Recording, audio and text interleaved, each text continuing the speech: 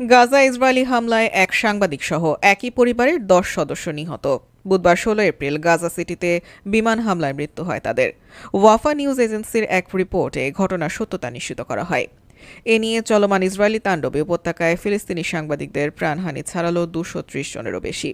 অপরদিকে গত ২৪ ঘণ্টায় আইডিএফের আগ্রাসনে প্রাণ গেছে আরও ৩৫ ফিলিস্তিনির, যাদের মধ্যে বেশিরভাগই নারী ও শিশু।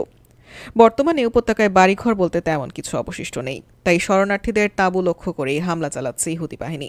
সবশেষ বৃহস্পতিবারও ভোরের আলো ফোঁটার আগেই খান ইউনিস, দের আল বালা, জাবালিয়া সহ বেশ কিছু স্থানে বিমান হামলা চালায় তেল আবিব, যাতে নতুন করে নিহত হয়েছে আরও ১৮ জন। গাজায় ১.৫ বছর ধরে চলা ইসরায়েলি হত্যাযজ্ঞে এ যাবৎ মৃত্যুর মুখ দেখেছে ৫১,০০০ ফিলিস্তিনি।